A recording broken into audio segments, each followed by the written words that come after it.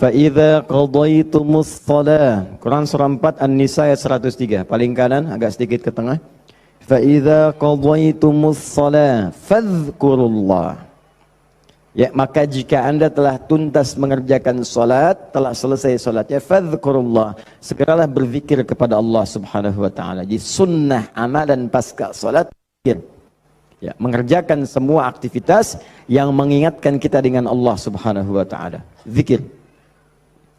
Ragamnya sudah kita bahas, ya. Dari mulai istighfar, bacaan kalimat tauhid, Allahumma antas salam, bacaan ayat-ayat Al-Qur'an, sampai dengan doa Nabi yang singkat terakhir kita bahas, sampai kita dalami detailnya, dari mulai ilmu yang bermanfaat, rizki yang terbaik, dan amalan yang diterima. Kita sudah sampai situ kan? Baik. Sekarang kita lanjutkan supaya tidak banyak mengulang. Kita lanjutkan pada hal yang paling pokok. Ketika Nabi bermohon kepada Allah menunjukkan satu contoh, ingat contoh. Di Nabi itu sifatnya ada langsung membimbing doa, ada diberikan doa contoh, yang dengan doa itu maksudnya tidak harus sama seperti itu. Kalau kebutuhannya beda, boleh minta yang lain. Tapi akan lebih bagus baca dulu standar doanya, baru tambahkan minta kepada lain-lainnya. Misal, kita turunkan misalnya, kalau anda punya kebutuhan pasca salat ingin berdoa, boleh. Apa dalilnya? Di Ibnu Majah itu, nomor hadis 925. Nabi berikan doa standar. Allahumma inni as'aluka ilman nafi'a wa rizqan thayyiba wa amalan mutaqabbala. Minta ilmu, awas, yang bermanfaat. Minta rizki yang berkah dan mohon diterima amalannya. Ilmu bermanfaat, rizki berkah, diterima amalan. Tiba-tiba anda punya permintaan spesifik misalnya, Ustaz, saya seorang ibu, sekarang sedang mengandung, pengen kandungannya itu Ustaz diberkahi oleh Allah, pengen lahirannya lancar, pengen normal, pengen baik. Apa doanya? Apakah boleh berdoa setelah itu? Boleh. Karena tadi doa yang disampaikan itu standar dari Nabi yang pokok, yang memberikan contoh. Maksudnya silahkan berdoa, apa saja minta. Kalau enggak kepikiran doa, minta doa dengan yang standar ini. Itu maksudnya. Tidak harus terbatas dengan doa itu, tapi jadikan sebagai patokan doa, setelah itu minta yang lain-lainnya. Paham? Baik. Nah sekarang saya ingin ajarkan, ada isyarat dalam Al-Quran, bagaimana supaya doa kita mau minta apapun selama baik menurut Allah, itu akan cepat dikabulkan. Seperti apa mintanya?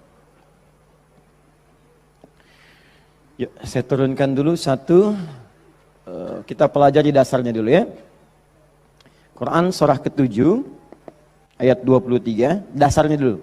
Nanti baru masuk kepada doanya. 2 Quran surah ke-28, misal ayat ke-16. 3 kita ambil misalnya Quran surah puncaknya langsung, 39 ayat 53. Lalu masuk kepada doa-doanya misal.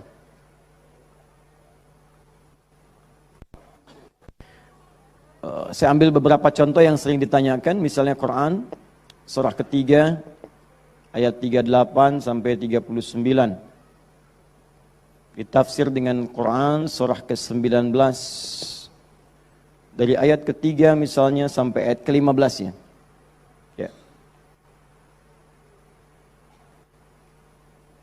Ada lagi misalnya kita turunkan doa orang sakit misalnya, Quran surah ke-26 ayat 80.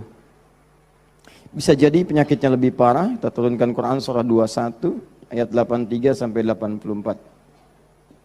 Oh, doa paling favorit misalnya Quran, apa yang paling favorit? Masya Allah, sapu jagat, luar biasa ya. Anda tanya orang Arab, nggak ada yang tahu. Ya, cuma orang Indonesia. Atarif sapu jagat, sapu jagat. Orang Indonesia luar biasa. Ada doa sapu jagat, doa sapu nggak ada jagatnya, doa jagat nggak ada sapunya. Quran surah 2 ayat 201, paling kanan sebelah bawah. Saya contohkan ini dulu ya, yang lainnya banyak. Saya contohkan dulu sedikit supaya agak batas untuk kita bisa berdialog. Begini, kita mulai. Mohon izin, saya itu minta contoh gelas dengan air, bukan karena memang biasanya ada itu, bukan. Karena ingin mencontohkan tentang bab doa ini. Ya, ingin mencontohkan tentang bab doa. Perhatikan sini, fokus baik-baik. Lihat sini. Saya tidak akan minum sekarang. Lihat sini, fokus. Ini gelas, ada airnya. Warnanya apa? Bening, ya, warnanya bening. Nah, sekarang lihat, ada penutupnya? Halus atau keras? Baik, udah jangan main tebak-tebakan, kita coba dulu ya. Kalau tidak tahu katakan Allahu a'lam. Lihat sini, ini spidol.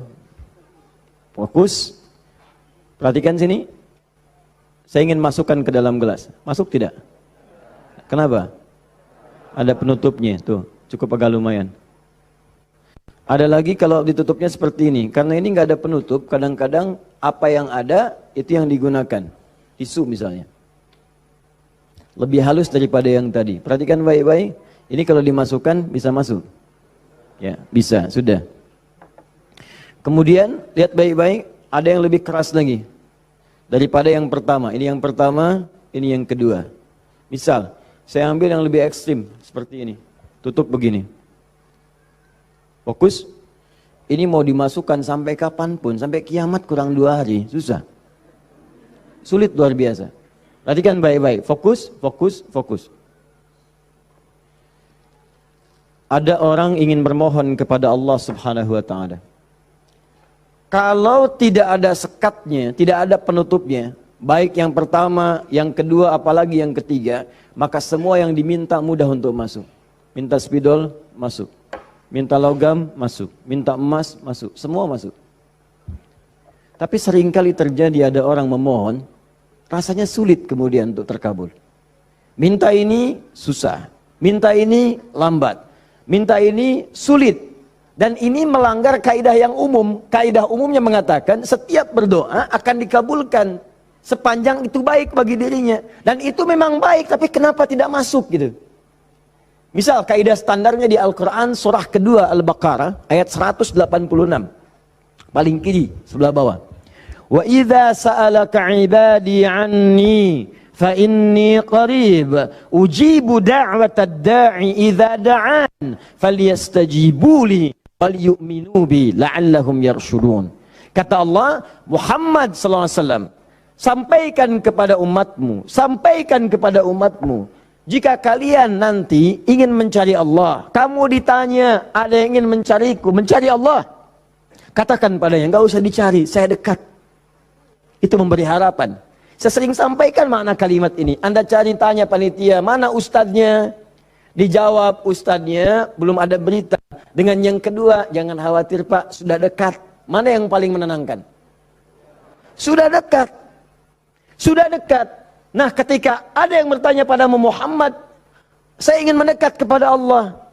Jawab, tidak usah repot, Allah dekat. Silahkan kau mendekat kepada Allah dan Allah akan dekat dengan kita, silahkan. Psikologis memberikan harapan.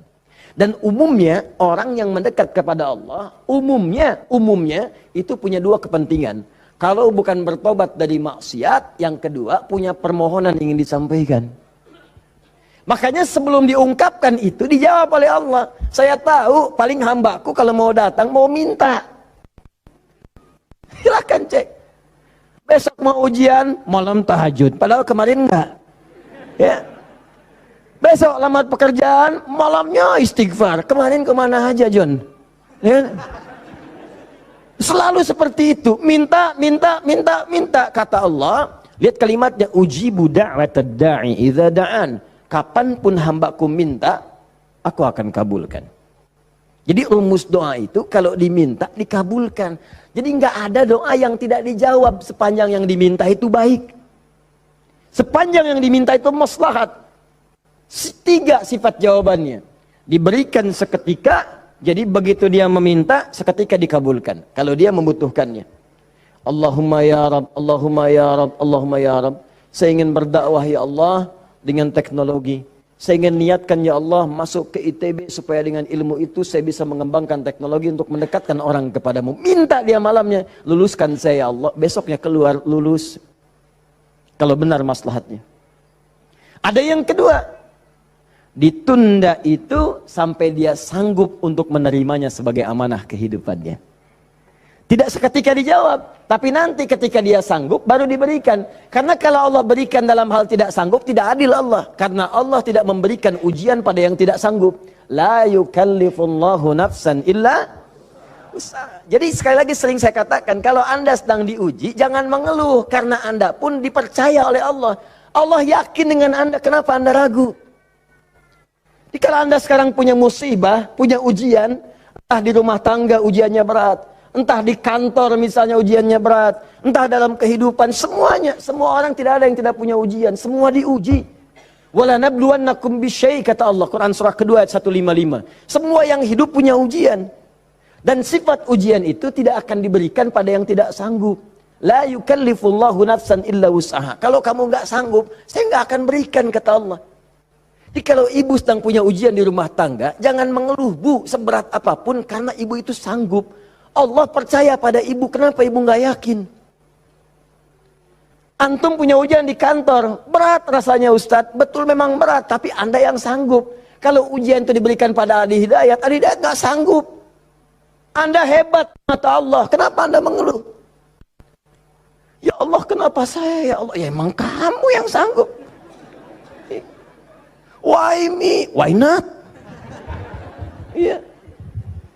Jadi semuanya itu ada ukurannya, nggak usah khawatir itu dengan itu semua. Ada takarannya, ya. Dan Allah itu punya sifat keadilan yang sangat luar biasa. Rizki adil, semua diberikan. Kadang-kadang itu nalar belum sanggup menalarnya. Yakin dulu iman, begitu iman hikmah datang. Kan dulu pernah saya sampaikan untuk analogi sederhana tentang cicak dan nyamuk. Masih ingat? Coba cicak, bagaimana beraktivitasnya? Merayap di mana? Dinding. Makanannya apa? Yang paling utama nyamuk. Nyamuk apa aktivitasnya? Terbang. Nyamuknya punya sayap, cicaknya tidak. Kan pernah saya sampaikan, kalau nyamuknya punya akal dan jenius, cicak jadi mainan. Cicak di dinding, dia dekat lampu. Cicak, ayo sini kalau berani. Alhamdulillah, hewan tidak diberi akal. Tapi bukan itu yang mau saya sampaikan. Keadilan Allah menjadikan cicak tetap mendapatkan makanan. Orang tua kita nggak punya banyak dalil. Cuman fitrahnya memberikan kepada kita gambaran-gambaran kehidupan. Dikatakan oleh mereka cicak-cicak diam-diam. Bayangkan, yang Allah tuntut cak merayap. Rayap aja. Mau diam-diam, mau biasa. Dicontohkan diam-diam aja merayap. Diam-diam merayap. Teruskan, datang seekor nyamuk. Ketika cicak merayap, datang seekor nyamuk. Bukan cicak yang mendatangi nyamuk, nyamuk yang mendatangi cicak. Siapa yang memberikan dorongan nyamuk datang ke cicak? Allah. Jadi kalau dia mengerjakan ikhtiar dari Allah, maka datanglah hasilnya. Cicak, kamu merayap aja. Begitu merayap, datang seekor nyamuk. Selanjutnya, silahkan. Ya. Tangkap, selesai. Itu poin yang pertama. Jadi saya ingin berikan gambaran dalam kehidupan ada unsur keadilan yang diberikan oleh Allah Subhanahu wa taala. Jadi yang pertama tadi langsung diberikan, yang kedua ditunda dia saat sanggup menerimanya. Kalau nggak sanggup, nggak akan dikasih. Anda punya anak 5 tahun, ya. Pengen minta hadiah pada Anda. Bobo, motor. Pengen minta motor. Anak 5 tahun pengen minta motor beneran, dibelikan nggak? Ya, Anda memang mampu, tapi pada saat itu nanti nak ya, Bapak belikan motor yang hebat. Sekarang motor yang ini dulu, motor-motoran. Setelah itu dia siap 2 tahun, 3 tahun, 4 tahun, 10 tahun ke depan diberikanlah motor itu. Apa karena Anda tak mampu membeli? Tidak, karena dia belum siap. Anda minta sekarang, tiba-tiba 10 tahun kemudian Anda dapatkan. Cuman saat dapat Anda nggak sadar kalau itu tuh hasil doa Anda yang dulu. Itu. Kadang-kadang demikian. Anda pengen jadi dokter. Ujungnya kan dokter, masuknya pengen ke UI. Tiba-tiba keterimanya di Undip misalnya. Tapi kan jadi dokter juga. Anda pengen proyek yang besar, dikerjakan sekarang, nggak dapat, doa-doa belum terkabulkan. Tiba-tiba 10 tahun kemudian, dapat proyek yang besar, yang nilainya ternyata diakumulasikan 10 tahun ke belakang. Itu doa Anda. Kalau pengen bukti lebih dalam, betapa banyak orang tua yang berdoa sejak anaknya masih dalam kandungan. pengen ini, pengen itu, dikabulkan setelah anaknya 20 tahun dia keluar dari kandungannya. Itu kan hasilnya. Makanya ketika anak sukses, kata Al-Quran surah ke-46 ayat ke-15, ada isyarat di sana. Kalau Anda sukses, jangan menilai dulu kesuksesan itu adalah hak Anda, kewajiban Anda, atau atas jasa Anda. Barangkali Anda cuma 30%, 70%-nya ibu yang dulu pernah menangis di keheningan malam. Ya Allah, jadikan anak saya seorang insinyur, ya Allah. Ya Allah, jadikan anak saya, ya Allah, orang yang saleh. Ya Allah, jadikan anak saya si fulan. Bapak Anda yang dulu cuma makan singkong, datangnya ke sawah, kemudian kerjakan segala rupa, ya Allah, jadikan anak saya lebih hebat dibandingkan saya. Puluhan tahun yang lalu mereka bermohon kepada Allah, doanya terkabul ke puluhan tahun kemudian. Makanya ketika Anda berhasil, kata Al-Quran, jangan dulu merasa bangga, karena boleh jadi jasa terbesarnya jasa orang tua dulu. Makanya Ismail, perhatikan baik-baik. Ismail yang mendapatkan air zam-zamnya. Lihat. Bergerak kakinya, gerak, keluar. Tapi Anda jangan lupa, ketika Ismail kehausan, ibunya mencari air. Disimpan Ismail, dia bergerak tangan kakinya. Karena kalau anak itu sudah mulai haus baik, pasti tangan kaki itu bergerak. Tapi air nggak keluar. Kapan air keluar? Setelah Sayyidah Hajar bolak-balik. Safa Marwah, bermohon kepada Allah.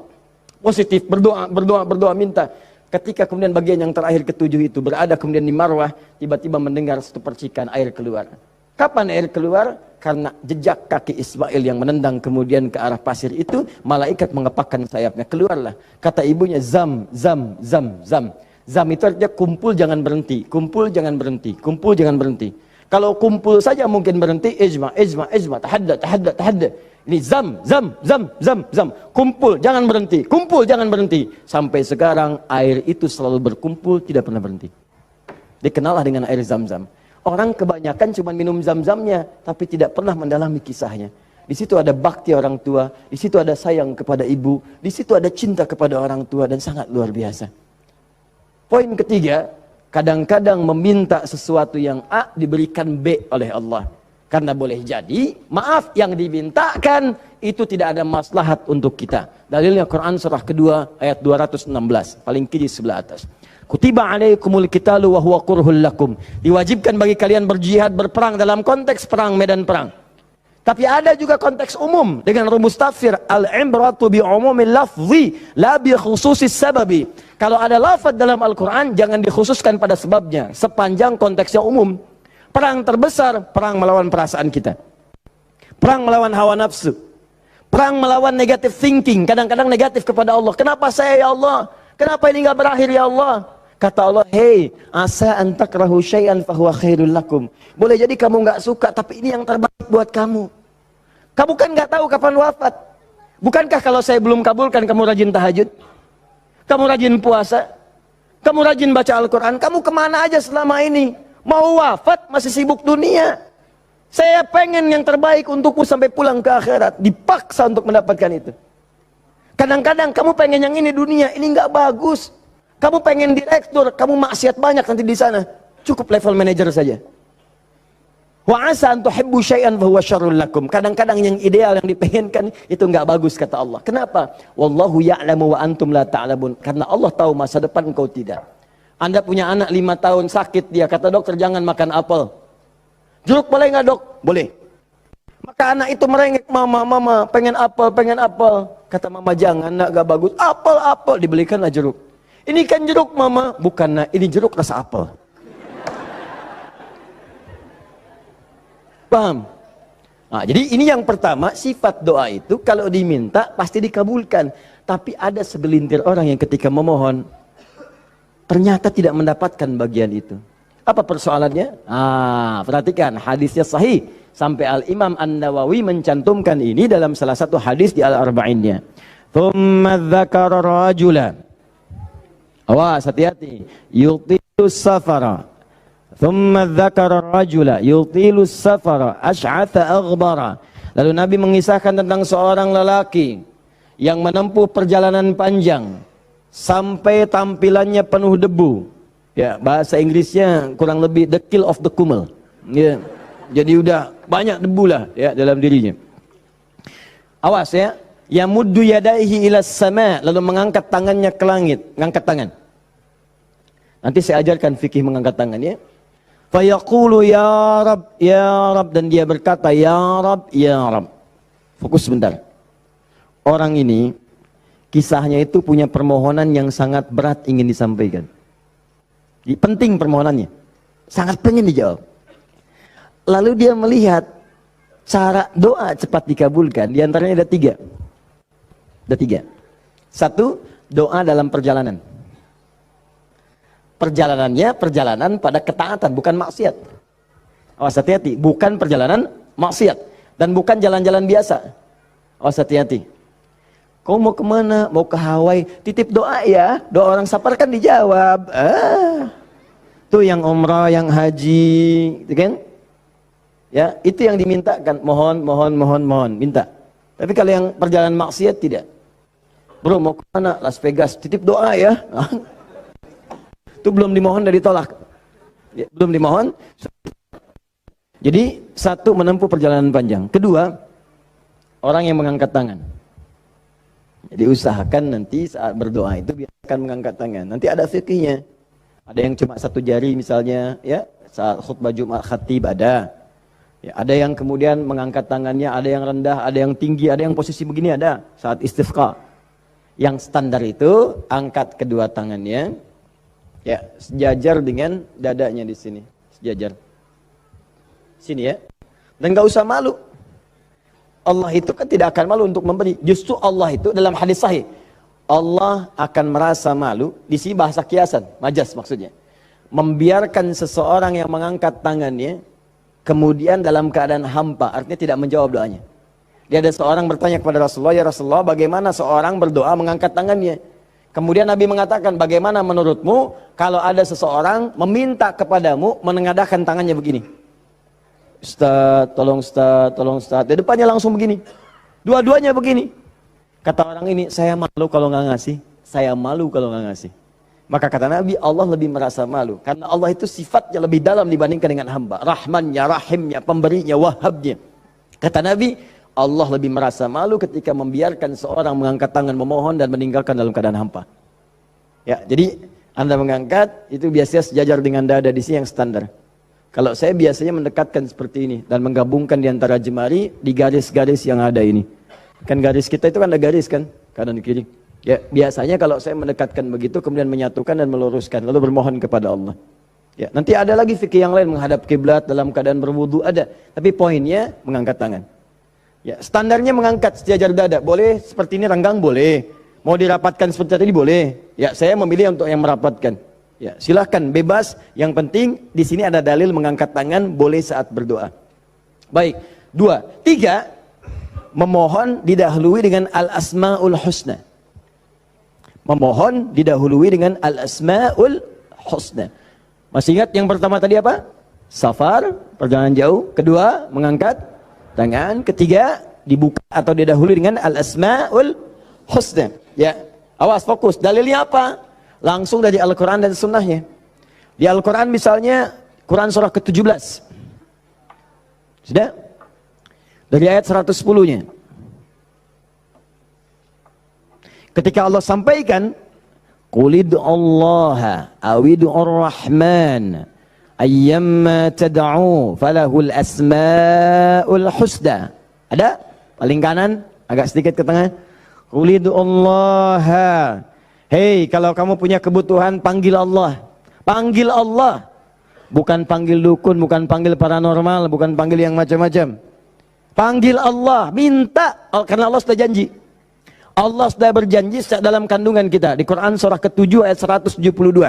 Wa idh akhadha rabbuka min bani Adam min zuhurihim dzurriyyatahum wa ashhadahum ala anfusihim. Awas, alastu bi rabbikum? Qalu bala syahidna. Ketika Allah mengambil perjanjian pada setiap anak cucu Adam.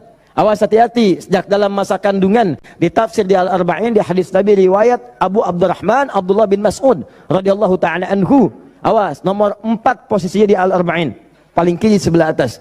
Disampaikan, inna ahadakum yujma'u fi batni ummi, kata Nabi, 40 yawman nutfah, thumma yakunu 'alaqah, thumma yakunu mithla dhalika mudhighah, thumma yursalu ilaihi al-malak.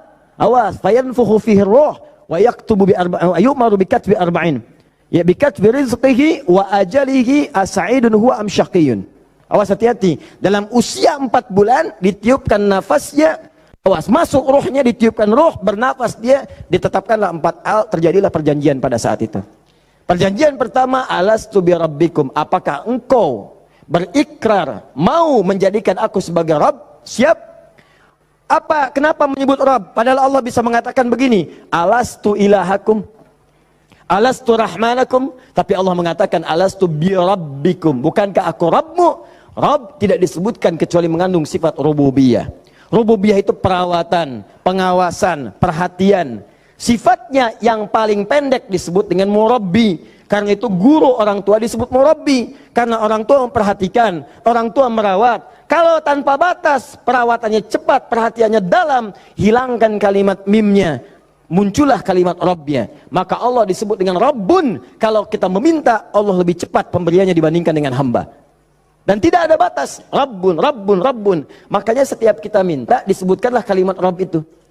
Silakan cek, setiap permintaan ada kalimat Rabbnya. Rabbana atina fid dunya hasanah, wa fil akhirati hasanah, wa qina adzabannar. Rabbana zalamna anfusana, rabbighfirli wa liwalidayya. La yukallifullahu nafsan illa laha ma wa 'alaiha mak.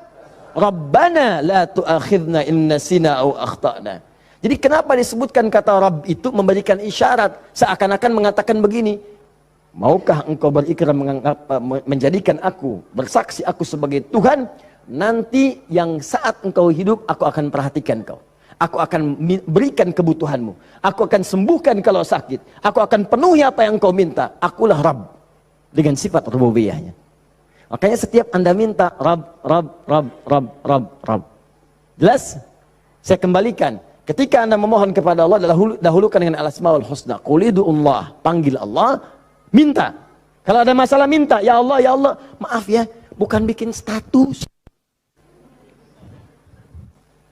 Bukan bikin status. Diuji dengan musibah yang dibikin status. Aku tidak menduga akan seperti ini.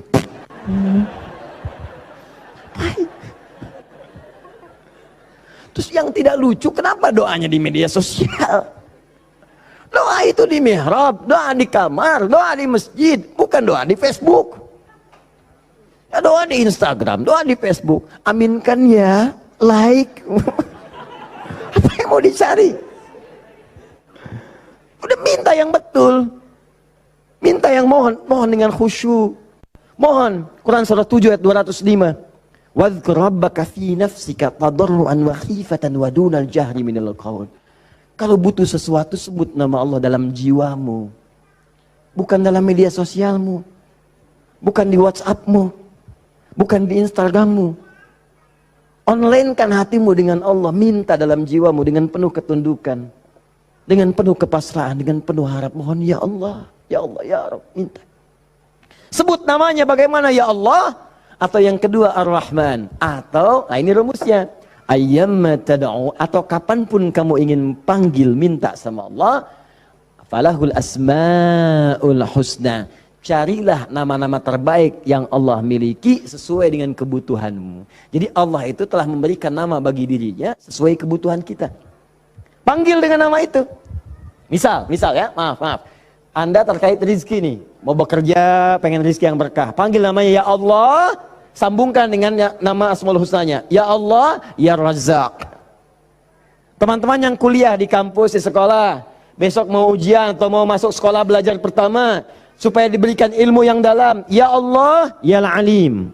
Allahumma faqihni fid din, wa alimni ta'wil. Ya Allah, ya Alim, Rabbi zidni ilma, warzuqni fahma.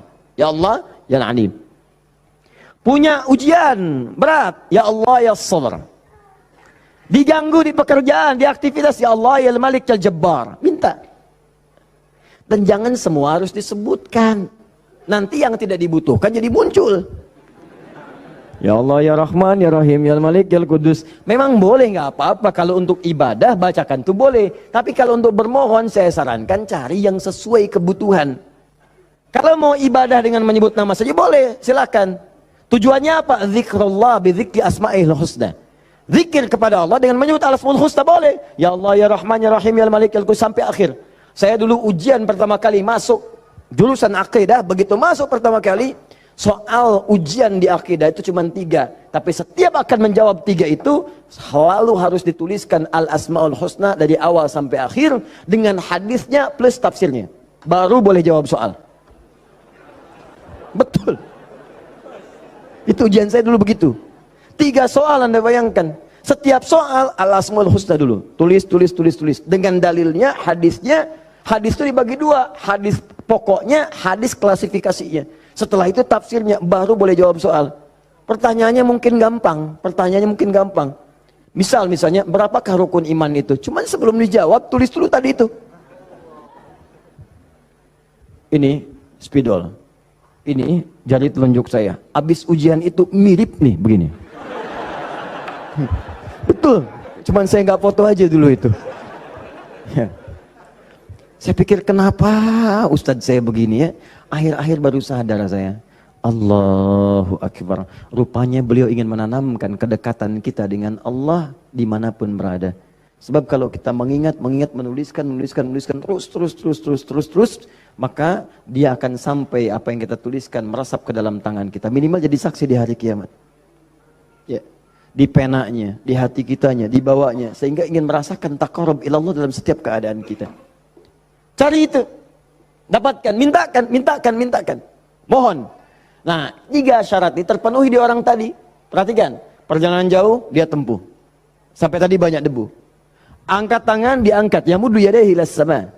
3 dia minta dengan al-asmaul husna. 3-tiganya lengkap. Seharusnya doa dia dikabulkan 3 kali lebih cepat dari orang biasa.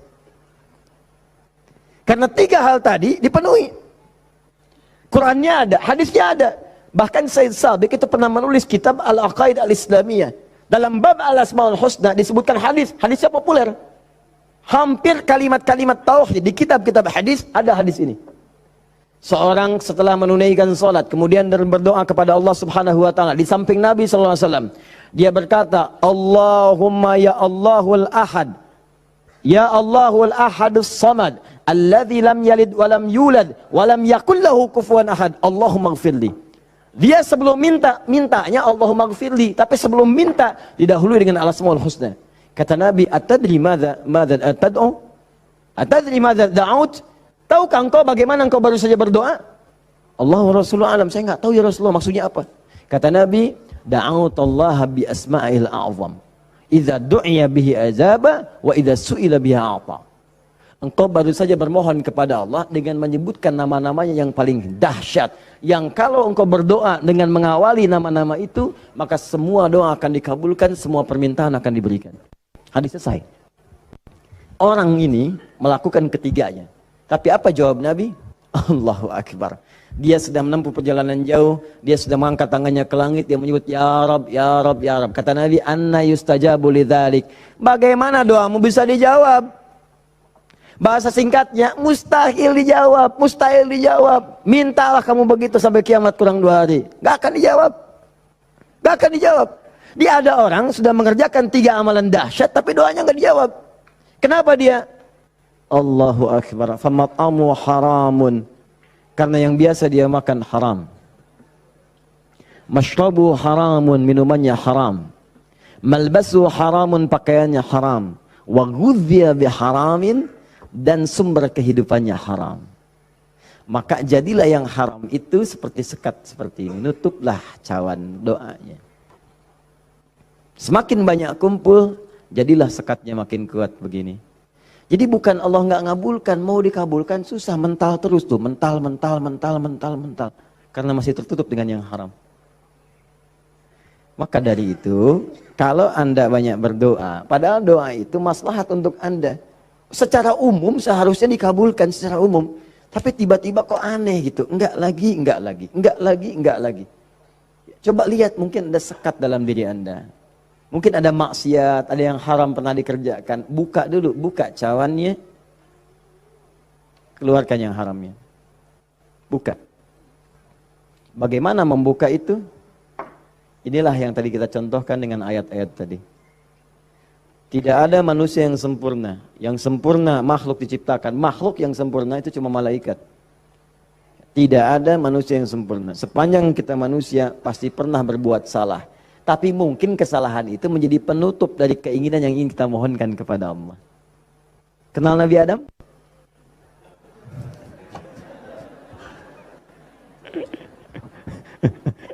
Alhamdulillah.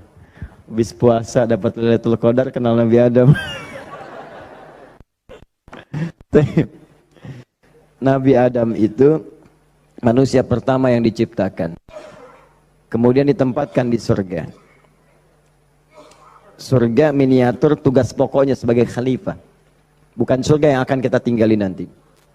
Secara singkat, di surga itu diberikan dua sifatnya, baik sebagai nabi ataupun sebagai manusia.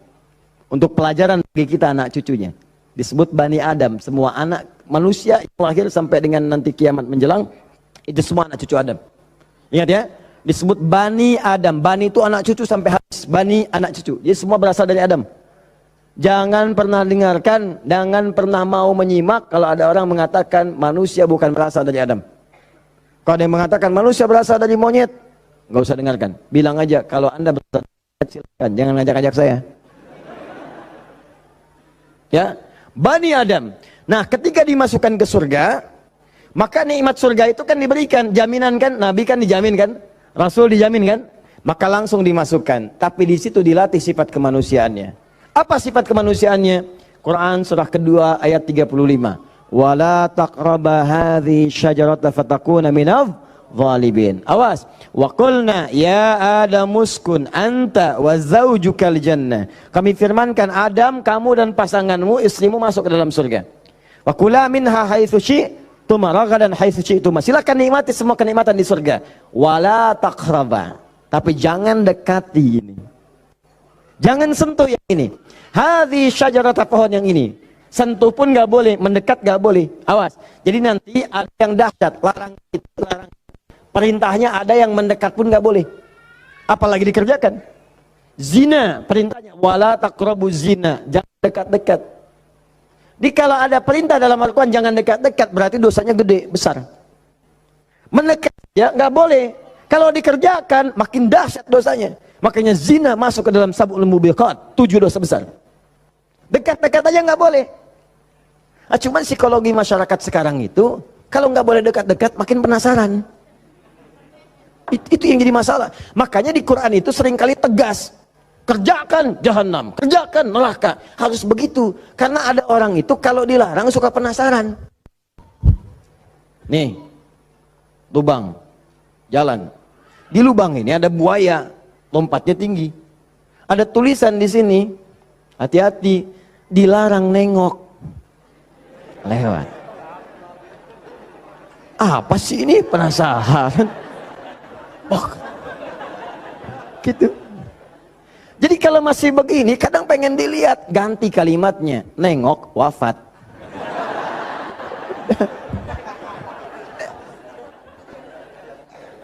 Selesai. Udah. Itu sederhana gitu. Ya, makanya banyak kalimat di Quran tuh begitu. Hati-hati. Ya, orang yang merencanakan pembunuhan berencana, Quran surah 4 misalnya kan, An-Nisa. Ya, misal dia ayat ke 92-nya. Wa may yaqtul mu'minan muta'ammidan fajaza'uhu jahannam. Orang yang sengaja merencanakan pembunuhan, satu orang beriman saja, maka dia sudah pesan kapling neraka jahanam. Khalidan fiha, kekal di dalamnya. Wa ghadiballahu alaihi, Allah murka kepadanya.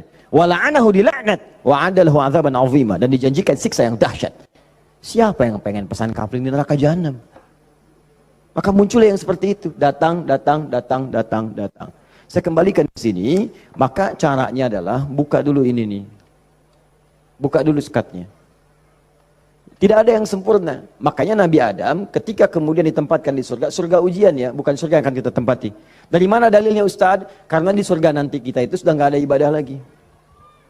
Nggak ada ibadah. Nggak ada yang salat lagi, nggak ada yang puasa lagi. Cukup di dunia aja. Di akhirat tinggal mendapatkan hasilnya. Kita panen nanti. Ya, jangan terlampau soleh. Cita-cita di surga supaya bisa sholat tahajud. Allah, terlampau soleh. Udah tahajud di dunia aja. Nyampe sana tinggal nikmati. Tinggal dinikmati. Kebiasaan dunia masuk semua. Ya Allah, makan nikmat, pengen anggur, nggak usah jauh-jauh, tinggal ngambil. Masya Allah. Ustadz merokok boleh nggak? Oh, silakan, ambil apinya di neraka. Ya. Ah. Dah. Jadi Allahu Akbar, Allah astagfirullah. Jadi teman-teman sekalian, ke situ kemudian turun ke bumi, jadi ujian. Digodalah oleh setan, waswasalahum syaitan, digoda oleh setan. Singkatnya ketika digoda itu, kemudian godaan itulah yang menjauhkan Nabi Adam dan pasangannya dengan Allah Subhanahu wa taala. Turunlah terpeleset turun ke bumi. Singkatnya jadi pelajaran itu. Perhatikan baik-baik. Perhatikan baik-baik. Ini yang mau saya sampaikan.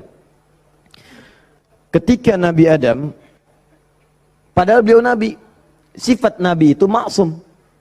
Kenapa diperkenankan oleh Allah berbuat salah pada saat itu dengan sifat kemanusiaannya? Padahal beliau nabi. Awas hati-hati. Ternyata bukan karena sifat kenabiannya, tapi sebagai contoh bagi anak cucunya yang bukan nabi, yang tidak punya sifat maksum.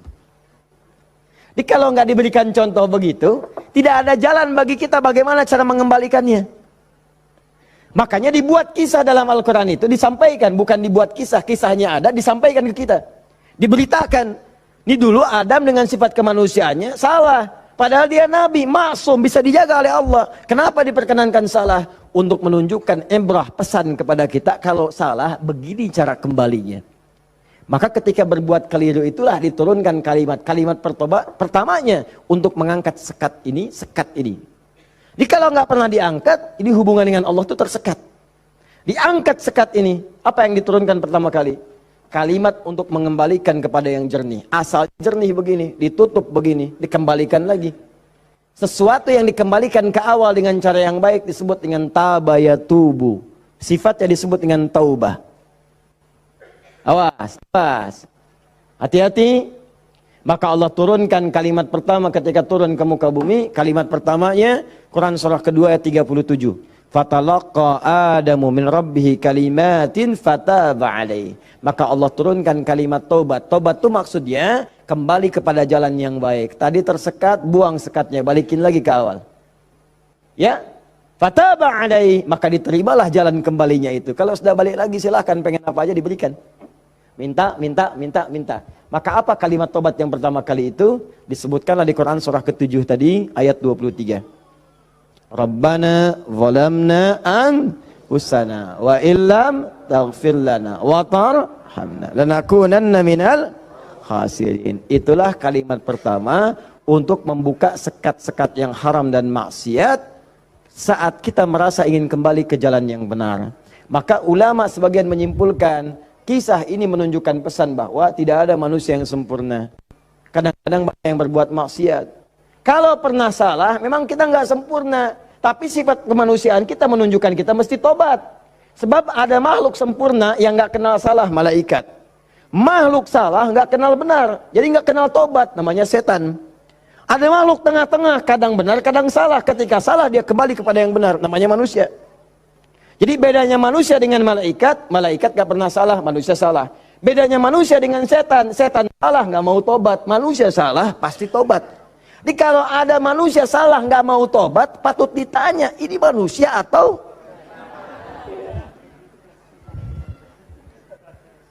sifatnya. Jadi kita mesti tanyakan, lihat di cermin. Kalau Anda pernah punya salah, pasang cermin yang besar, tanya, kamu ini manusia apa setan? Manusia. Setan. Manusia. Setan. Saya manusia. Saya mesti tobat. Kamu kalau nggak tobat sekarang, wafat kamu. Tuliskan. Nggak tobat, wafat. Tuliskan. Sujud Anda. Bangun malam, minta. Nangis, minta. Tobat. Kalimat itu. Makanya setelah kalimat itu dibacakan, baca, muncullah kemudian ayat 26, 27-nya itu. Ya bani Adama, la yaftinannakumus syaitanu kama akhraja abawaikum minal jannah. Hei anak cucu Adam, anak cucuku, disebut anak cucu. Jadi kisah tadi itu buat kita yang bukan nabi, bukan rasul. Jangan sampai kamu digagalkan oleh setan, digoda setan. Seperti dulu bapak ibumu, kakek nenekmu, dipelesetkan begitu. Kamu jangan sampai terjadi seperti itu lagi. Kalau kejadian, begini cara pulangnya. Makanya kalau ingin berdoa, pertama kali sebelum meminta lulus ujiankah, lancar rezeki kah, damai di rumah tangga, buka dulu sekatnya. Supaya apa yang kita minta mudah masuk semuanya. Jelas? Buka. Kalimat pertama standarnya, Rabbana zalamna anfusana wa illam taghfir lana wa tarhamna lanakunanna minal. Ini yang paling standar, dosa standar. Ya, dosa standar itu jangan dipahami harus dilakukan, tidak. Ya, kalau dikerjakan, begini awal membuka sekatnya. Paham? Saya cepat. 2, agak naik level dosanya. Ini satu contoh dosa ini agak besar yang ini. Bahkan dosanya bisa lebih dahsyat kalau direncanakan, diniatkan. Misal, maaf ya, maaf. Saya pun mengagendakan nanti di tahun ini mudah-mudahan bisa Allah berikan kesempatannya. Saya pengen juga bisa safari ke pesantren-pesantren, ya, lembaga permasyarakatan, ya, Sukamiskin misalnya, kemana lagi, bisa lihat. Saya pengen sampaikan kepada mereka bahwa Anda nggak ada yang sempurna. Tidak ada yang sempurna. Semua orang pernah berbuat salah. Cuman kita bisa berubah. Dan banyak di masa lalu orang yang banyak salah. Ada pemabuk, pezina, pembunuh, dan mereka memilih tobat dan ternyata dijamin surga oleh Allah Subhanahu wa taala lewat lisan Nabi. Kenapa kita nggak bisa? Ini dosa yang pernah dilakukan dalam kasus pembunuhan.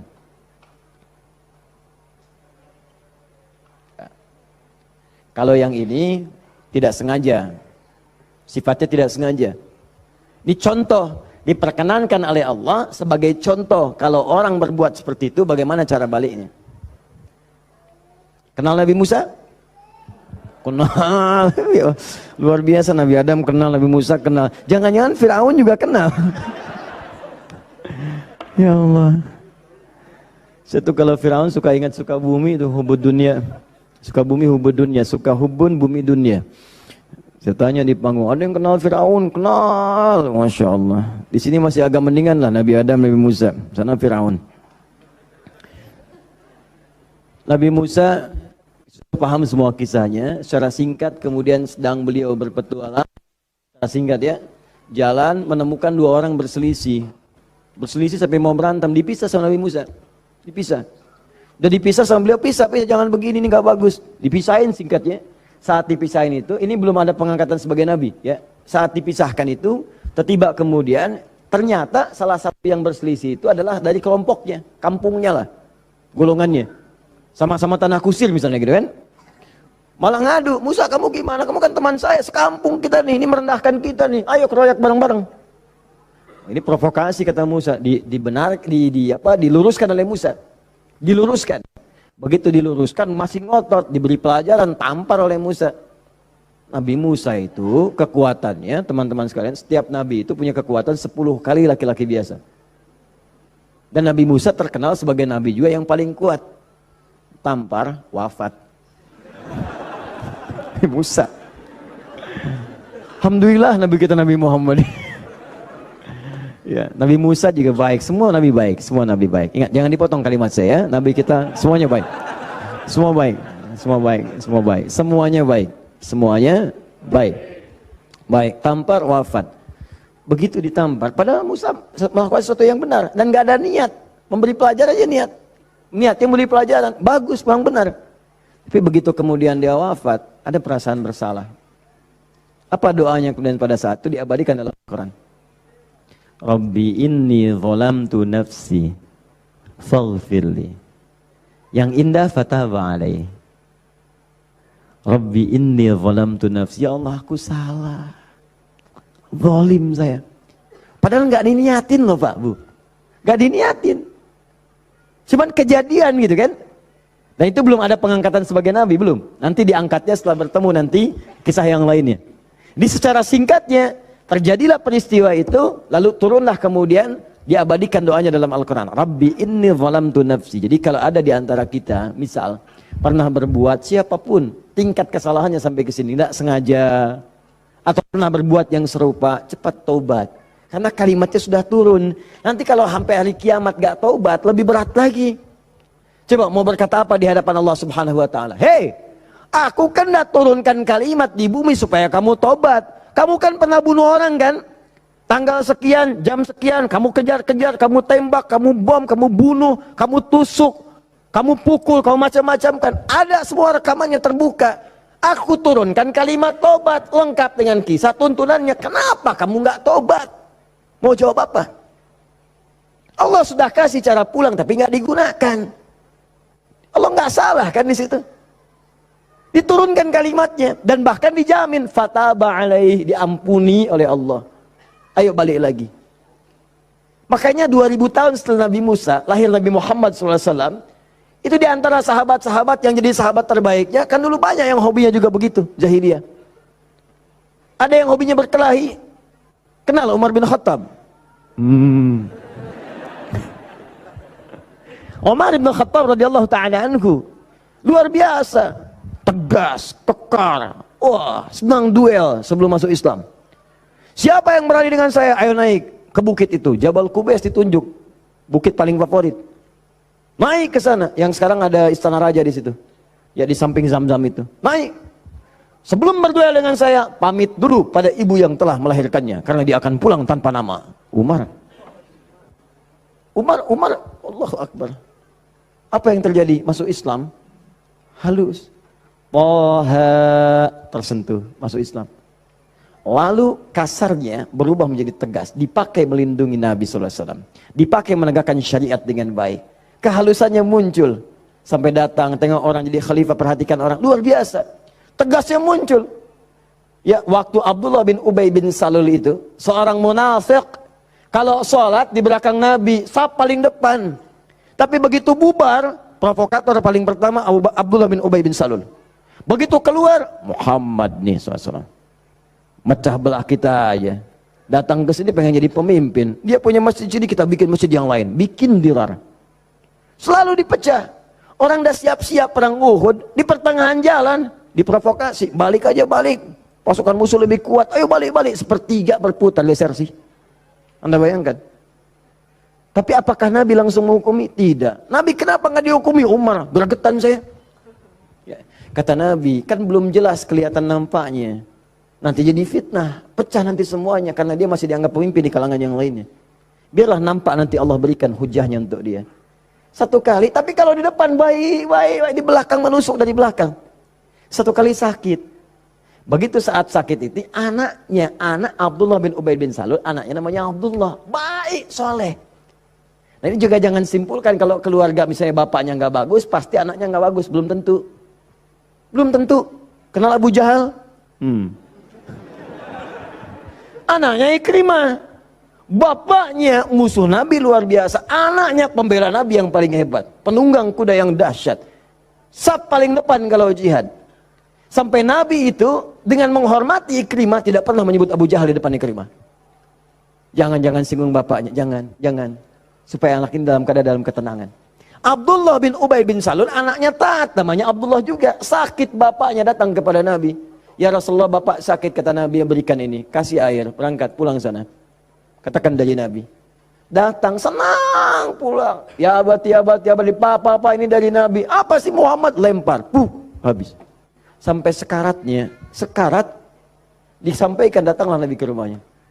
Tapi nanti saat turun surat Taubah itu untuk dilarang menyolatkan. Begitu datang ke tempatnya, apa yang dikatakan? Manjanya luar biasa. Ya Rasulullah, itu di depan Abu Bakar, ada Umar dan yang lain-lain. Ya Rasulullah, biarkan aku wafat dengan mengenakan jubah terluarmu.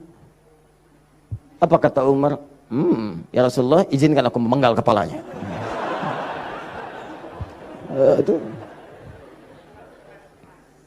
Cuman jubah aja kok, pakai. Dia meninggal. Itu Abdullah bin Ubay bin Salul. Hidupnya begitu meresahkan, wafatnya begitu kolokan. Ya. Tapi habis. Jadi yang pertama itu, coba, udahlah, banyak yang tobat. Umar jadi bagus. Tukang begal, Jundub bin Junadah. Wah, sekampung begal tobat. Jadi dai, sekampung jadi soleh semua. Saking dahsyatnya, kampung itu dikenal di kemudian hari. Namanya Ghifar.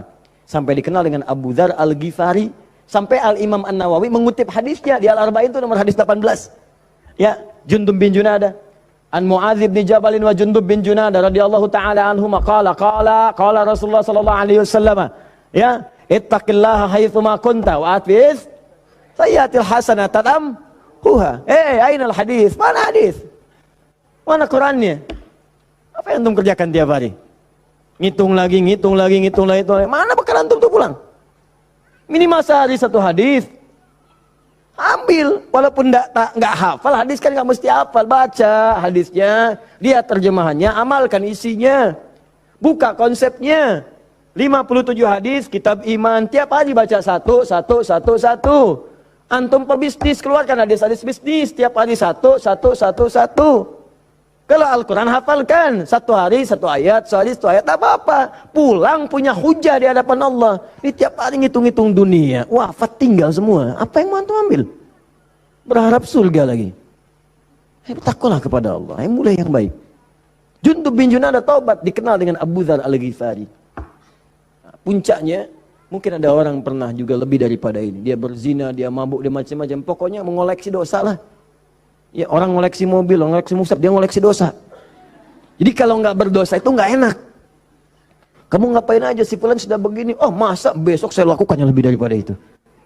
Jadi ngoleksi dosa, tumpuk dia. Yang begini pun, itu masih diberikan kesempatan Allah dengan oleh Allah diturunkan satu kalimat. Yang kalau dikerjakan, diamalkan isinya, diterima taubatnya. Turunlah Quran surah 39 ayat 53 tadi. Qul ya ibadiyalladzina asrafu ala anfusihim la taqnatu min rahmatillah. Muhammad katakan pada hamba-hambaku yang dosanya sudah israf. Israf itu melebihi dasar cukup. Lebih. Mubazir. Banyak. Datang ke pernikahan, ada prasmanan, orang sekali dia 10 kali. Israf. Balik. Israf.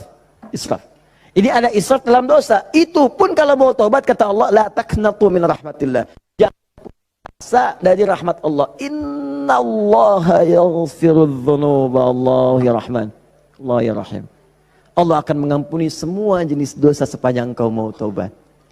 Di kadang-kadang Allahnya sudah pengen ngampunin, manusia yang nggak pengen. Fir'aun kan gitu, kurang apa lagi diutus 2 nabi langsung. Musa dengan Harun, idhaba ila fir'auna innahu tagha. Quran surah 20 ayat 43 sampai 44. Musa Harun pergilah ke Fir'aun, dia sudah mulai menyimpang. Faqula lahu qawlan layyina la'allahu yatadhakkaru wa yakhsha. Katakan kepadanya dengan lembut, mungkin dengan kelembutan itu dia sadar dan mau bertobat. Enggak mau. Musa, gua kan Tuhan yang gede, ana rabbukul a'la. Marah, nantang, mau bunuh dan sebagainya. Sudah, selesailah dia tenggelam di lautan. Ya, jadi mumi. Teman-teman, ini jadi gambarannya, buka dulu sekatnya.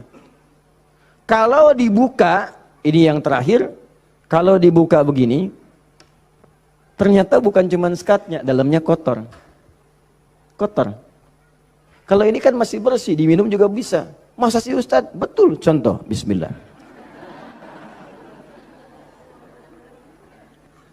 Alhamdulillah. Ini ya. Bersih. Tapi kalau kotor, siapa yang mau minum? Tidak ada.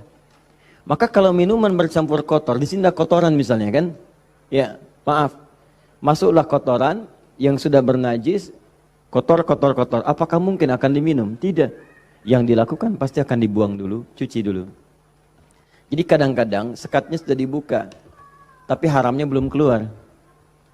Memang taubat dari dosa-dosa, misalnya mohon maaf, dosa untuk menipu, awas, dosa pencurian, tobat betul, cuman barang yang dicuri dikembaliin dulu. Dosa dari ngutangin orang, betul, dosanya tobat, cuman utang bayar lunas dulu. Bukan bermusafah kemudian lunas dosanya, tidak. Lunas utangnya, tidak. Maka ada hal-hal tertentu yang ketika saat dilakukan, sekatnya mesti dibuka, yang kotornya mesti dikeluarkan. Tobat dari dosa musyrik, tobat bagus. Cuman keris yang dimusyrikan, pedang yang dimusyrikan, batu-batu yang dimusyrikan, buang dulu. Buang dulu. Tato-tato, gambar-gambar. Kan? Aku tuh kalau melihat Lionel Messi, rasanya main bola aku jadi bagus deh. Sampai dibikin tato misalnya. Musyrik. Hati-hati. Musyrik. Buang. Taubat, buang dulu. Begitu sudah dibuang, nanti Anda akan lihat, kerjakan amal soleh. Jadi jika yang salah itu hilang, yang soleh muncul. Kalau sudah yang soleh muncul, Anda nggak minta pun dikasih. Gak percaya, silahkan buktikan. Bedakan rasanya, rasakan bedanya, dan pasti akan terasa bedanya. Akan lain. Demi Allah saya katakan akan lain. Paham di sini? Nah, jadi sebelum meminta, saya harap coba Anda kerjakan dulu ini. Setelah itu silahkan minta, mohon. Usahakan kalau minta, pertama punya wudhu ya. Ini dianjurkan, disunnahkan dalam setiap keadaan. Jadi usahakan wudhu itu selalu ada. Kalau batal, nggak sempat ada air, tayamum. Ya, saya mendengarkan guru-guru saya, ulama-ulama, salafus saleh, orang-orang saleh, membiasakan berwudu. Saya coba ikutin, ternyata manfaatnya luar biasa. Dan jadinya di kebiasaan, jadi kalau kita nggak berwudu nggak enak. Ya, wudu. Kalau Anda biasakan seperti itu, nah biasa nanti saat berdoanya enak. Ya, pertama, wudu dengan baik. Kedua, pastikan semua aktivitas kita dikerjakan dengan yang halal. Jadi jangan pernah sentuh yang haram-haram. Pakaian, jauhkan dari yang haram. Makanan, perangkat itu jauhkan dari yang haram. Nanti ada kenikmatan tersendiri. Kedua, yang ketiga, menghadap ke arah kiblat kalau mampu. Kalau tidak, seadanya. Ya, seadanya saja. Nah, misal, mohon maaf, sedang di pesawat, ya kan? Apalagi jadi pilot, ya kan? Menghadap ke arah kiblat. Jadi bahaya, ya kan? Nah, jadi sesuaikan, sesuai dengan keadaannya. Minta, jadi pertama apa? Punya wudu. Kedua, bersihkan dari yang haram, yang tidak baik. Yang ketiga, kalau mampu menghadap kiblat, kalau tidak, seadanya kemudian meminta. Ya, lalu yang keempat tadi masih ingat dengan al-asmaul husna. Yang kelima, angkat tangannya kalau memang di situ diperkenankan mengangkat tangan. Nanti kalau sudah seperti itu silahkan pilih doa-doanya. Ini doa yang sudah menikah, yang kemudian belum mendapat keturunan. Ini doanya. Quran surah ketiga ayat 38 sampai 39 tambah Quran surah 19 ayat 3 sampai 15. Kalau bisa dilakukan di mihrab. Jadi di rumah bikin mihrab. Nggak harus ada ruangan. Sehamparan sejadah kalau memang ruangannya terbatas, sehamparan sejadah tapi minta dengan benar. Ya, minta dengan benar dan yakin kepada Al-Qur'an. Ya. Yakin Ustaz, sama Allah aja, yang lain jangan disebut. Ya Allah, kata Ustaz Ali Hidayat, berdoa di mihrab dikabulkan. Saya nggak usah disebut. Minta aja kepada Allah, minta dengan keyakinan janji di ayat-ayat itu. Saya pernah ajarkan ini pada beberapa kawan dan alhamdulillah selama ini 100% Allah berikan. Ada yang 8 tahun diberi keturunan, dari sekian tahun ya.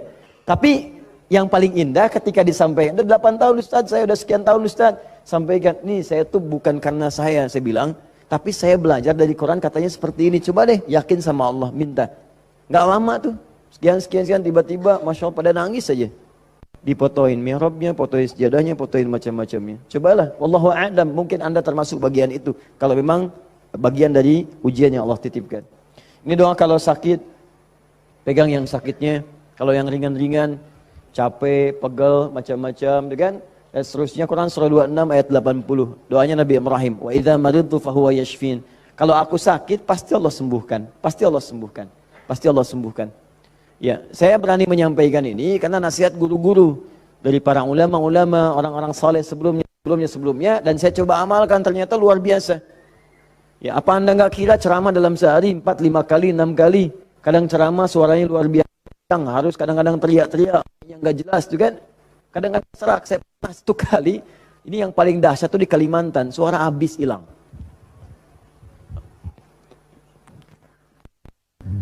Seperti itulah. Pokoknya nggak ada suara, hilang. Hilangnya itu sore, jam 5:30, ngisi ba'da maghrib. Anda bayangkan? Kebayang?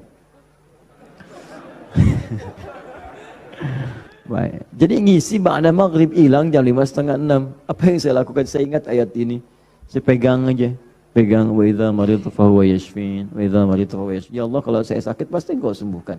Engkau yang titipkan tugas ini, Engkau yang berikan perangkatnya, Engkau yang amanahkan, Engkau pasti akan berikan kemudahan. Fa idza maridtu fahuwa yashfin. Minta air hangat ya, minta minum, terus minta lagi. Itu apa yang terjadi? Allahu Akbar. Begitu masuk kepada maghrib, keluarlah suara itu. Pertama mirip-mirip Allah yarham almarhum Ustaz Arifin Ilham. Ya, agak serak-serak. Ba'da Isya keluar semua. Keluar. Habis ceramah hilang lagi. Itu betulan. Habis ceramah hilang lagi. Istirahat malam. Besoknya ada lagi. Saya bersyukur sekali pada Allah, sampai saya bingung bagaimana cara bersyukur yang terbaiknya. Ternyata ya Allah, terima kasih menjaga tadi malam saya supaya nggak banyak ditanya orang.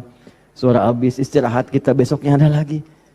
Itu hal yang paling luar biasa berkesan. Biasanya kalau orang sudah dalam kondisi yang sangat darurat, tiba-tiba Allah tolong, kan ada keindahan tersendiri kan. Indah itu luar biasa. Makanya kadang-kadang kalau belum dijawab, jangan dulu marah. Mungkin Allah memberikan anugerah terindah yang belum pernah engkau miliki. Paham ya? Maka berdoalah dalam jiwamu, sentuhlah ia tepat di hatimu, maka ia akan jadi milikmu untuk selamanya.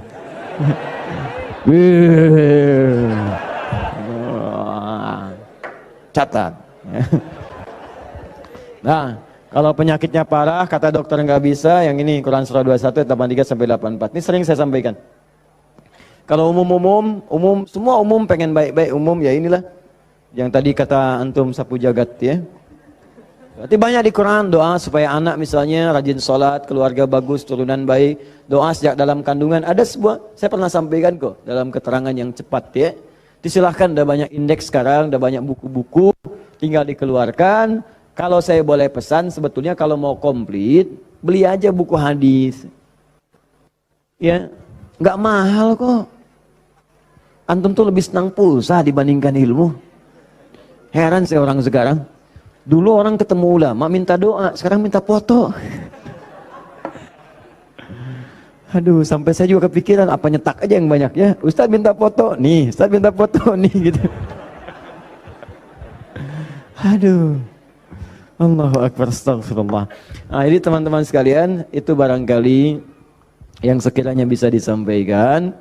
Jadi dengan itu saya ingin tunjukkan bahwa insya Allah selama kita hidup, Allah pasti akan mudahkan, kecuali yang kita persulit. Jadi kalau sudah diberikan kemudahan, jangan dipersulit. Paham ya? Baik, saya coba jawab dulu satu di antara ini. Nanti saya sudah punya channel khusus untuk menjawab-jawab pertanyaan. Sudah kami siapkan. Jadi mohon izin, saya ingin umumkan nih, karena ada tanya-tanya juga. Kita sekarang ingin mencoba memberikan yang terbaik untuk berdakwah untuk masyarakat. Jadi untuk channel kita ada 2 channel sekarang. Ya, pertama Akhyar TV. Akhyar sekarang sedang dalam masa perbaikan penyempurnaan untuk tampilan TV yang seutuhnya. Ya, jadi untuk sekarang belum tayang dulu. Jadi nanti kita perbaiki dulu karena kita pengen nih benar TV seutuhnya. Dia 24 jam nanti ada tayangan TV. Kita sudah siapkan konten-konten sekarang ini. Jadi nanti ada anak-anak penghafal Quran. Kalau orang bedah rumah yang macam-macam, nah ini bedah rumah para penghafal Quran misalnya. Nah, ada bagaimana cara yang si fulan bisa hafal padahal dia terbatas otaknya misalnya ya, kata medis. Ada yang ini kita siapkan, ada talk show, ada yang keluar, ada yang macam-macam. Jadi nanti begitu dia tampil lagi, kita pancingkan juga secara meluas. Nanti akan jadi TV yang nyata, betul, 24 jam nanti ada agenda yang tayang. Nah, untuk yang sifatnya terbatas, nanti ada Adi Hidayat Official yang di YouTube. Ya, Adi Hidayat Official itu nanti itu biasa kalau kultum yang ringan-ringan atau menjawab pertanyaan. Ya, pertanyaan-pertanyaan nanti kita jawab satu-satu lewat situ. Jadi kadang-kadang mohon maaf, ada beberapa pertanyaan tapi sulit disampaikan. Saya memahami itu, saya sangat memahami. Ya, dan mohon izin, saya berusaha semaksimal mungkin memberikan waktu yang terbaik. Saya pulang dakwah masih jam 11:30 malam, saya lihat ada surat masuk. Begitu ada surat, Masya Allah panjang. Saya bilang staf saya, minta telepon orang ini. Telepon, kita bicara. Sampaikan. Ada yang bisa dijawab via WA, kita jawab. Dan seterusnya. Tapi memang agak banyak, jadi tidak semuanya kita bisa kemudian jawab secara langsung. Nah, untuk tanya jawab ini, nanti ada 3. 1, kita jawab di lokasi kalau memungkinkan. 2, di official. Yang 3, setiap bulan kita akan sediakan insya Allah waktu 2 kali dalam sebulan. Ya, di Kamis pekan ke-3 dan Kamis pekan ke-4. Kalau tidak ada halangan, saya sediakan khusus dari mulai pagi jam 10 sampai dengan ke asar. Tapi tempatnya mungkin di Bekasi, akan disediakan ruang untuk silaturahim atau konsultasi. Jadi kalau Anda mau datang, ya datangnya di waktu itu, jangan datang di waktu yang lain. Mungkin akan sulit kemudian untuk bertemu dengan saya. Jadi saya sediakan di waktu itu, kadang ada yang datang, kemudian juga di waktu-waktu yang saya tidak ada, itu yang kadang-kadang saya sedih. Di situ kadang saya merasa sedih. Ya, datang tapi tidak ada gitu sayanya. Jadi saya coba perbaiki yang sepanjang saya bisa lah, saya maksimalkan. Ya. Jadi itu poinnya, jelas ya? Kalau saya sudah jelas, mudah-mudahan bisa dipahami. Dan ini saya jawab dulu deh satu supaya bisa tuntas. Assalamualaikum warahmatullahi wabarakatuh Ustaz. Assalamualaikum warahmatullahi wabarakatuh. Saya seorang supir dari sebuah bank konvensional. Mau nanya apakah gaji saya termasuk dalam riba? Nah, apabila saya zakatkan sudah bersih ke gaji saya? Ya, saya salat nafilah dikerjakan berapa rakaat dan waktu yang dikerjakan kapan? Manfaat dari salat tersebut apa? Maaf ya, satu kertas ini saja cukup untuk saya jawab untuk hari ini. 5 pertanyaan dari sini saja. Yang lain nanti saya inikan di official. Baik, ini kalau Anda ragu dengan sesuatu maka cari yang meyakinkan. Sudah, itu jelas hukumnya. Awas, hati, innal halala bayyinun, innal harama bayyinun, wa bainahuma umurun mushtabihatun. Ya, yang halal itu jelas, yang haram itu jelas. Di antara keduanya ada yang syubhat. Rumus syubhat itu tanya dulu kejelasannya. Kalau memang tetap gak jelas, maka tinggalkan, itu lebih bagus. Paham ya? Saya kerja Ustaz di bank konvensional, bagaimana hukumnya? Kalau ada ribanya haram hukumnya. Kalau kemudian tidak mendapati yang lain dan darurat hidup ada di situ, maka sifat daruratnya muncul. Tapi darurat sifatnya sementara, bukan sementerus. Jadi sambil di situ antum mencari pekerjaan lain. Ya, ada di bank syariah misalnya, ada yang lain misalnya, silakan masuk ke situ. Yang ininya kemudian antum kurangi itu persatu sampai dapat yang baru itu, tinggalkanlah yang meragukan di situ. Paham ya? Ya, itu hukumnya jelas sekali. Kemudian salat nafilah. Nafilah itu betul, salat nafilah hukumnya sunnah. Ya, banyak jenisnya, kapan waktunya, bagaimana ragamnya. Contoh, ada yang siang sampai ke malam, namanya rawatib. Hadisnya At-Tirmidzi nomor hadis 586. Ya, ada berapa bilangannya? Yang pokok ada 12. Misal, apa bunyinya? Bunyinya kurang lebih qala Rasulullah sallallahu alaihi wasallam. Ya, perhatikan baik-baik teman-teman sekalian. Man shalla 12 raka'atan, siapa yang salat 12 rakaat fi yaumin wa lailatin, dari siang sampai malam. Arba'an qabla dzuhri, 4 rakaat sebelum zuhur. Raka'ataini ba'daha, 2 rakaat setelahnya. Raka'ataini ba'dal maghrib, 2 rakaat setelah maghrib. Raka'ataini ba'dal isya, 2 rakaat setelah isya. Raka'ataini qabla subhi, 2 rakaat sebelum subuh.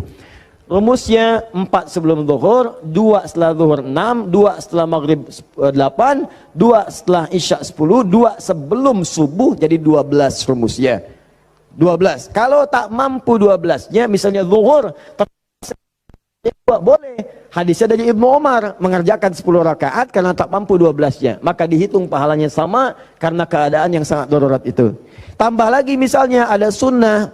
Sunnahnya mutlak, bukan masuk rawatib. Tapi dia masuk, ada yang sebelum salat fardu. Misal, salat sunnah misalnya qobliyah asar, sebelum asar. Sifatnya bukan rawatib, mutlak. Tapi dikerjakan sebelum asar, jadi qobliyah. 4 rakaat di Abu Daud dari Ibnu Umar radhiyallahu taala anhuma. Apa bunyinya? Rahimallahu imra'an shalla qabla al-'asri arba'an. Allah merahmati seseorang yang salat sebelum asar 4 rakaat. Hadisnya sahih. Ada lagi sebelum maghrib. Cuman ini tidak terlampau ditekankan kecuali dalam kondisi yang memang dibutuhkan. Apa bunyinya? Bima makna qala Rasulullah sallallahu alaihi wasallam wa sadaqa rasulu kama qala. Perhatikan kalimatnya, shallu rak'ataini qabla al-maghrib wa la tattakhidhuha sunnatan.